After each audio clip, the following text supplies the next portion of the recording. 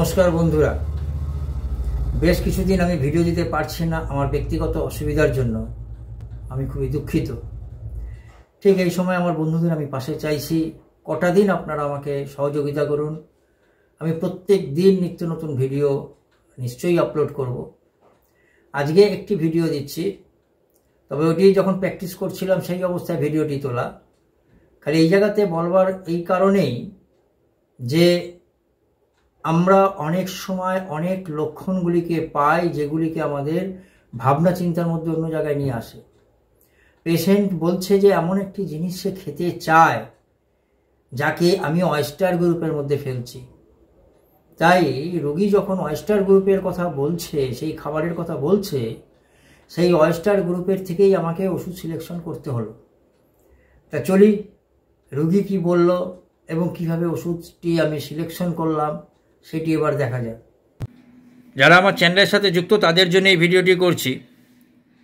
প্রথমেই বলে রাখি যে এই ধরনের ভিডিও দেখে কেউ নিজে ওষুধ খাবেন না। এটা সম্পূর্ণ এই ভিডিওগুলিকে করা হয় এডুকেশনাল পারপাস। কিন্তু যে কোনো মানুষ যদি সাধারণ কেউ ওষুধ এটা দেখে যদি ওষুধ খাওয়ার চেষ্টা করেন, আমি বলবো যে আপনার যে অঞ্চলের চিকিৎসক থাকবে তার কাছ থেকে পরামর্শ নিয়ে ওষুধ খাবেন। কখনোই এই ভিডিও দেখে ওষুধ খাওয়া আমি পছন্দ করি না, বা আমি বলবো যে করতে না। অবশ্যই চিকিৎসকের পরামর্শ অনুযায়ী, কারণ আপনার সমস্ত সিমটমসগুলি এর সাথে কী মিলল না মিলল, কেন করা হচ্ছে তার উপরে নির্ভর করে কিন্তু এই ওষুধ দেওয়া হয়। এই যে সামনের যে 30 বছর বয়স, এ আমার কাছে এসছে কেন না, এর মাথায় প্রচণ্ড যন্ত্রণা হয়, এবং এই যন্ত্রণা যখন হয় সে কিন্তু অন্ধকার জায়গায় থাকলে চায় এবং বমি বমি ভাবও আসে। ডাক্তাররা কি বলেছে মাইগ্রেনের ব্যথা। কত বছর ধরে তোমার এটা? 7 বছর 8 বছর বয়স থেকে শুরু। 7 বছর 8 বছর বয়স থেকে শুরু হয়েছে। বিভিন্নভাবে চিকিৎসা করেছে কিন্তু কমেনি, বিভিন্নভাবে কমেনি।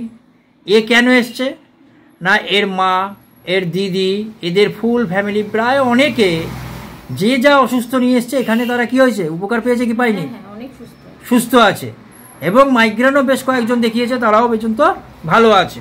সেই জন্য এসছে। এখন এই মাইগ্রেনের জন্য আমি ভিডিও করতে চাই না একটাই কারণে যে আমার এখানে প্রচুর আওয়াজ হয় এবং পেশেন্ট বসে থাকে। সুতরাং এই যে ব্যথা, এই ব্যথা কখন হয়?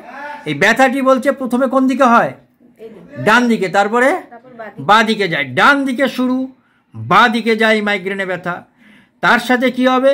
বিকেলবেলায় খাওয়া দাওয়ার পর থেকেই বাড়ে। খাওয়া দাওয়ার পর থেকে কটা দিকে সেটা? সন্ধ্যা 4-5টার পর থেকে বাড়তে থাকে এবং অনেকক্ষণ ধরে চলতে থাকে। রাত্রিবেলা হলে পরে আরও বেড়ে যায়, প্রচণ্ড বেড়ে যায়। এবং যেটা জানতে পারলাম যে ডান হাতেও একটা ব্যথা আছে, ডান হাতে ব্যথা আছে। তার সাথে জানলাম ওর পায়ের কি হয়, পায়ের গোড়ালিতে পায়ের গোড়ালি ফেটে যায়, পায়ের গোড়ালি ফেটে যাচ্ছে এবং ডান হাতে ব্যথা। আর মাঝে মধ্যে আগে কি হতো, চোখে আঞ্জনি হতো, চোখে আঞ্জনি হতো। এই হচ্ছে সিমটমসগুলি পেয়েছি। আর যেটা পেলাম কি, যে ওর পেটের একটু সমস্যা হচ্ছে, গ্যাস অম্বল হয়, আর তার সাথে পায়খানা কনস্টিপেশন রয়েছে, পায়খানা ঠিক মতন হয় না। এইগুলি পেয়েছি। তাহলে এই দেখে কি আমাদের ওষুধ হবে? অনেকে আছে কি রোগ শুনি বা চল ওষুধ দিয়ে দিই, হয়ে গেছে ওষুধ জানা। কিন্তু এবার আমাদের কিছু লক্ষণ, কিছু সিমটমসের ভিত্তিতে আমাদের ওষুধ দিতে হবে। কি সেই সিমটমস, কি সেই লক্ষণগুলিকে নেব? জেনারেলি পেশেন্ট হচ্ছে শীতকাতুরে, এবং খিদে যখন পায় তখন অনেক খেতে চাও তুমি, মনে হয় যেন অনেকটা খাবো, কিন্তু তারপরে কি, তারপরে সেই খেতে বসলে অল্প খায়। আমি যেখান থেকে একটা সিলেকশনে চলে আসলাম সেটা হচ্ছে সবচেয়ে মাছ মাংস ডিমে কোনটা খেতে বেশি ভালোবাসো? কে? মাছ মাংস ডিম ভালোবাসি না, কাঁকড়া খেতে ভালোবাসে। এই যে একটি লক্ষণ, এই যে বলি পেশেন্টদের দেখার সময়, আমার বারবার বোঝানোর সময় এমন কিছু লক্ষণ বলবে যে লক্ষণটাকে আমাকে অনেক বেশি প্রমিনেন্ট দেবে। আমি এতদিন পরে একজন পেশেন্ট পেলাম যে আমাকে বলছে আমার মাছ মাংস ডিম একদম ভালো লাগে না, খালি কাঁকড়া পেলেই ওর কাছে কোনো ব্যাপার নেই। এবার কাঁকড়া তাহলে করতে গেলে কি করতে হবে? তাকে ঝাল চচ্চড়ি করতে হবে ভালো করে। তার মানে সে ঝাল খুব ভালোবাসে, এখান থেকে বুঝে নিতে হবে। ঝাল খেতে খুব ভালোবাসে, কষা ঝাল খাবার খেতে খুব ভালোবাসে। কাঁকড়া তো আর এরকম হবে না, মিষ্টি করে পাতলা করে হবে না রান্না।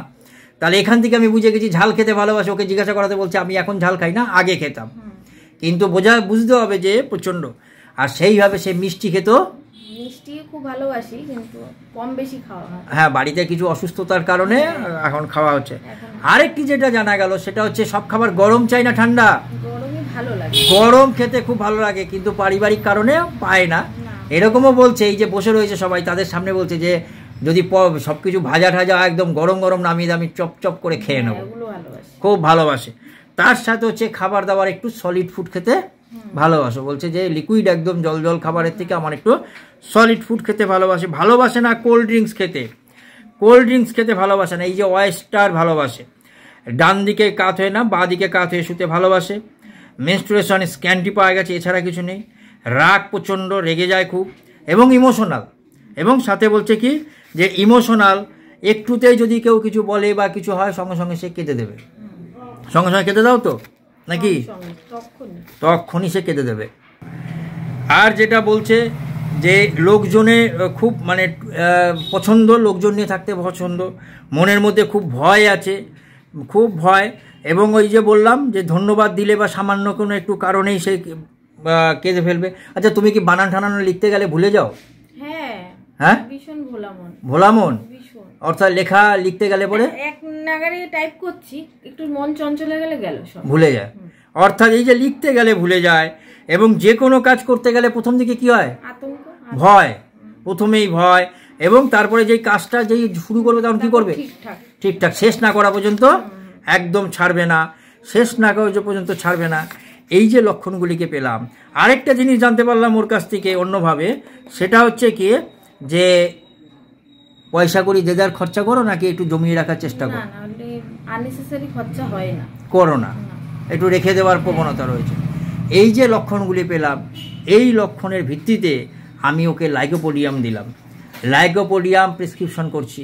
যদি দেখি লাইকোপোডিয়াম ডিজায়ারে আমরা যেগুলিকে পেয়েছি, sweet things, warm food, solid food, আরেকটা যদি আমরা পাই যেটা ওয়েস্টার আমি বলছিলাম,